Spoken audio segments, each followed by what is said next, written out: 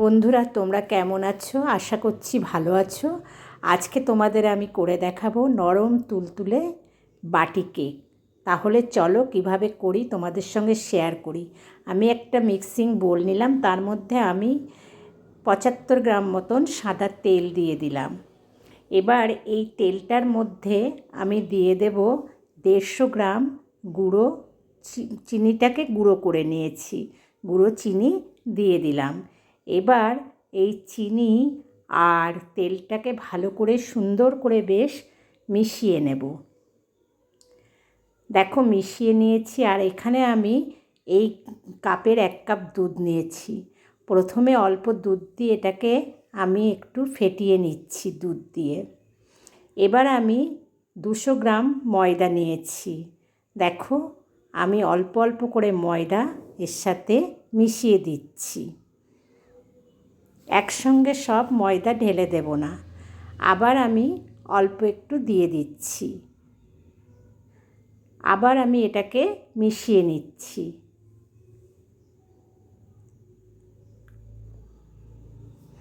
এবার দেখো আমি এর মধ্যে যে ময়দাটা আছে সবটা দিয়ে দিলাম।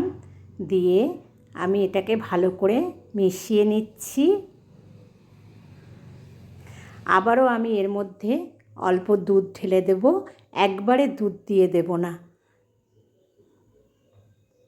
দেখো দুধটা দিয়ে ভালো করে ফেটিয়ে নিচ্ছি। এরকম সুন্দর করে ফেটিয়ে নিলে কি হবে, কেকটা দারুণ ফুলবে। আবারও একটু দুধ দিয়ে দিচ্ছি, কারণ এটার ঘনত্বটা বুঝে আমাকে দুধ দিতে হবে। একবারে আমি দুধটা দিয়ে দেব না ওই জন্য। দেখো আবারও ভালো করে ফেটিয়ে নিচ্ছি।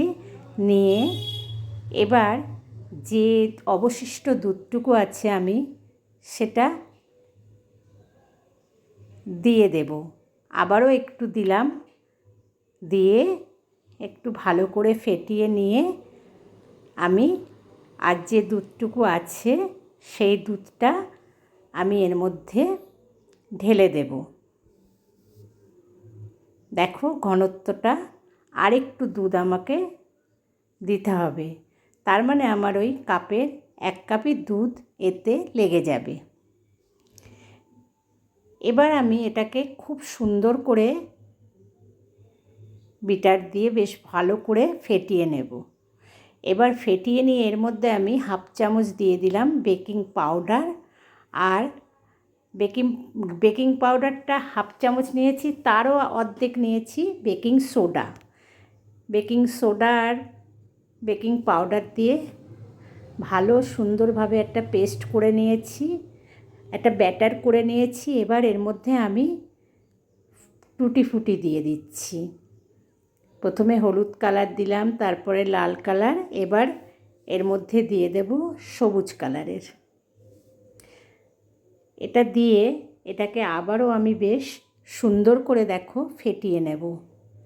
ফেটানোটা একদম হালকা হয়ে যাবে, তাহলে কেকগুলো খুব ভালো ফুটবে। দেখো ঘনত্বটা ঠিক এরকম হবে। আর ফেটানোটাও দেখো আমার খুব সুন্দর হালকা হয়েছে। এবার আমি কয়েকটা বাটি নিয়েছি। এই বাটিগুলোতে আমি এবার একটু সাদা তেল মাখিয়ে নেব।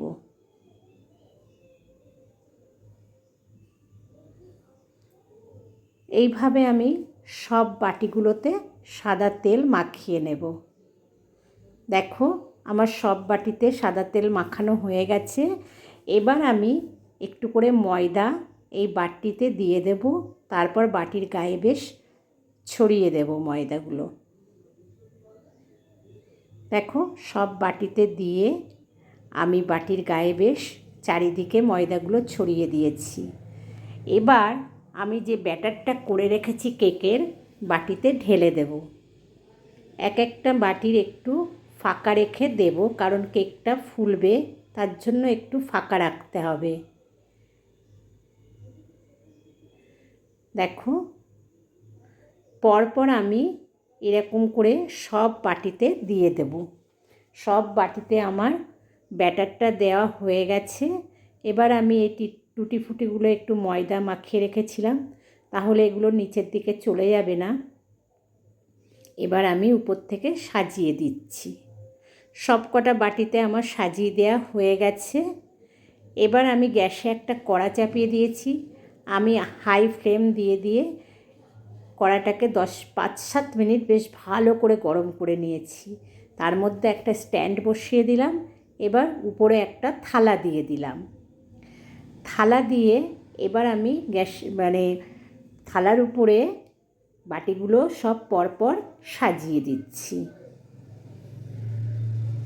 দেখো বাটিগুলো আমি পরপর সাজিয়ে দিলাম।